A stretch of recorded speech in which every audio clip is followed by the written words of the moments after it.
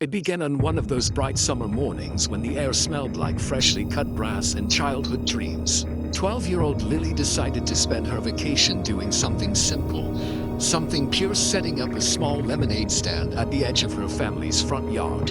With her mother's old folding table, a handwritten sign, and a pitcher of homemade lemonade, she greeted every neighbor who walked by with a smile. For the first few hours, everything felt perfect. Cars slowed down, neighbors waved, and people actually stopped to buy. But every perfect day has its shadow. That shadow appeared in the form of Karen, the self-appointed enforcer of the neighborhood HOA. From behind her manicured hedges, she watched Lily's small stand with growing irritation. To her, the cheerful setup wasn't a child's summer hobby. It was a violation of community standards. The thought of someone selling lemonade without HOA approval filled her with righteous fury. By noon, she was on her phone, reporting what she called an unlicensed business operation. Within hours, the HOA sent a formal notice to Lily's parents, demanding the immediate removal of the stand. They cited violations of zoning, signage, and unsanctioned commercial activity. The family thought it was a misunderstanding, a simple case of someone taking the rules too seriously. But Karen had no intention of letting it go. The next morning, Lily found her stand knocked over. The table lay broken, her sign torn in half, and the lemonade pitcher shattered on the driveway. For the first time, her eyes filled with tears instead of sunshine. Her parents were furious but tried to calm her, promising to handle it properly. But behind that calm promise burned something deeper, a resolve that would soon ignite a storm larger than anyone expected. Because this wasn't just about lemonade anymore. It was about control, pride, and the power of one stubborn child's dreams standing up to a bitter grown-up's ego.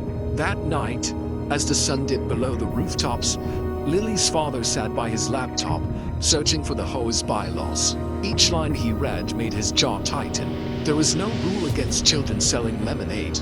Karen had overstepped her authority, and they had proof. By the time dawn came, Lily's parents were ready for round two, and this time, the battle would not be fought with sugar and lemons, but with exposure and truth. The next morning, the quiet suburban street awoke to something unexpected.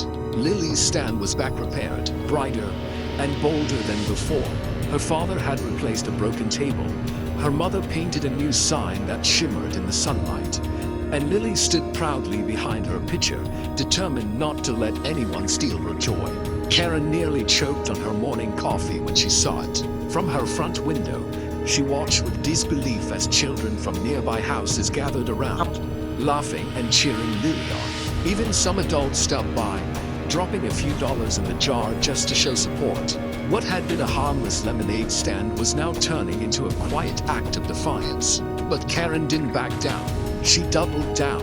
Within hours, the HOA board received a flood of angry messages from her, demanding immediate enforcement of regulations. When no one responded quickly enough, she took matters into her own hands. She started walking door to door, spreading rumors about Lily's parents, claiming they were running a black market refreshments business and endangering community values. Word spread fast, but not the way Karen expected. Some neighbors were amused, others were disgusted. A few even took photos of her confrontation attempts and posted them online with sarcastic captions. Within a day, the story began circulating on local social media groups. HOA tries to shut down 12-year-old's lemonade stand. The tide started turning. Reporters reached out to the family, curious to hear their side.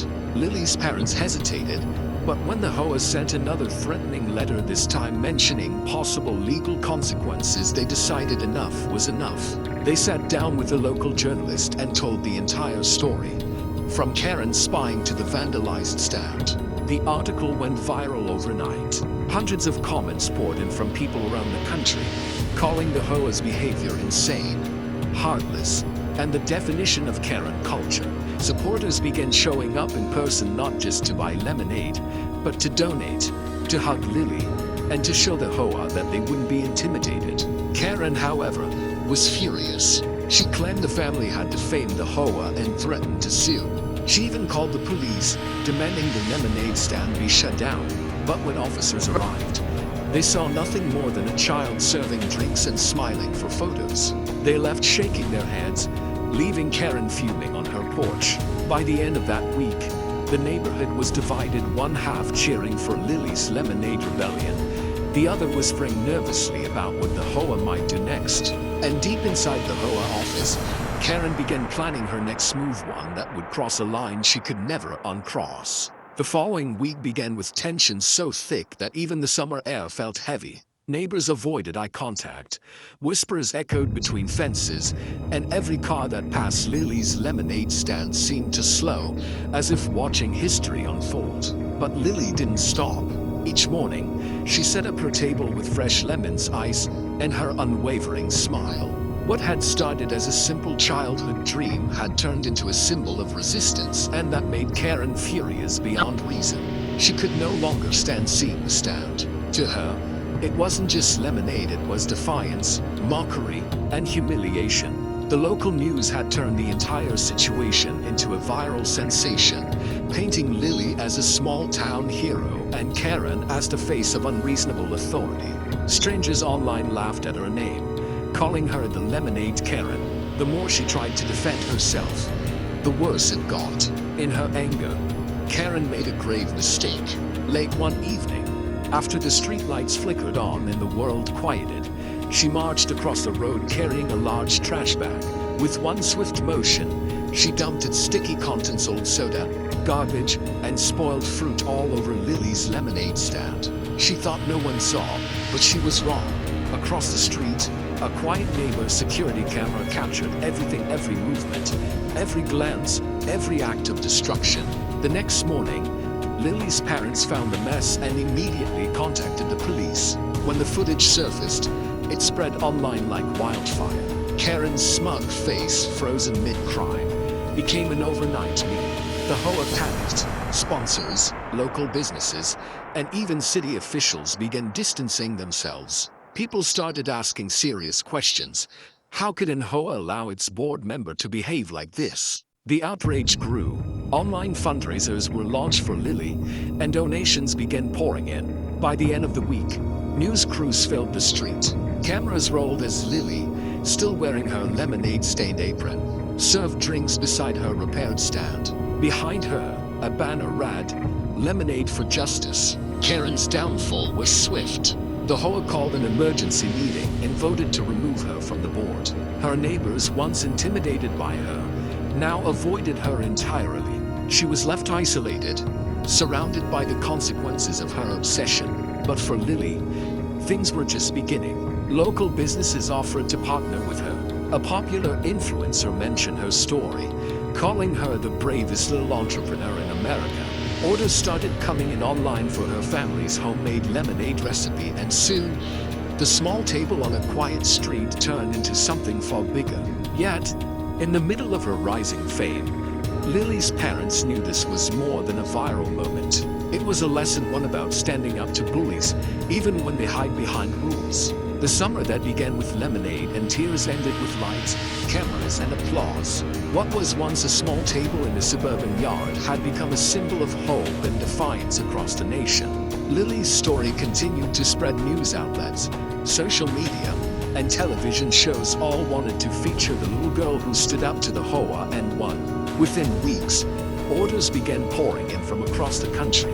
People didn't just want lemonade, they wanted her lemonade, the one that represented courage and community. Her parents decided to take the leap. With the help of local supporters, they registered a small business called Lemonade Freedom Co. They started shipping bottles online, and each label carried a simple line, "Made with sunshine and stubbornness." Meanwhile, Karen's world fell apart piece by piece. After the viral footage of her vandalism, she faced public humiliation and multiple fines. The HOA she once controlled had expelled her, and her name became shorthand for petty tyranny. Even local stores refused to serve her. The same neighbors who once feared her now whispered and laughed behind her back. She had built her life on control, and when that control slipped, she had nothing left. But for Lily and her family, everything changed. A major grocery chain reached out with a partnership offer. Then, a popular entrepreneur inspired by Lily's story featured her brand on a national talk show. Overnight, the website crashed under thousands of orders. The lemonade stand that Karen tried to destroy had turned into a six-figure business before summer even ended. Despite the fame and money, Lily stayed grounded. She continued to set up her stand on weekends, not for profit, but for the joy that started it all. Kids from the neighborhood came to help, proudly wearing yellow shirts that read, Team Lemonade. Even the local mayor stopped by one afternoon, handing Lily a plaque that recognized her for inspiring young entrepreneurs across the state. Karen, watching from behind her curtains, couldn't bear it. She had spent her energy trying to tear down a child, only to watch that same child build an empire out of the rubble. In the end, her silence was the only thing left, a quiet reminder of how bitterness always destroys its bearer first. Months later, Lily's parents stood outside their new production space, the sign above it gleaming in the sun, Lemonade Freedom Co. They looked at each other, smiling, remembering the first day when it was just a table, a picture, and a dream. The story that began with one Karen's cruelty had become a national testament to resilience. And as Lily poured the first bottle from her new facility, she proved one thing to the world: that no amount of rules, gossip, or HOA drama could stop a little girl with a stand, a dream, and a heart full of lemonade.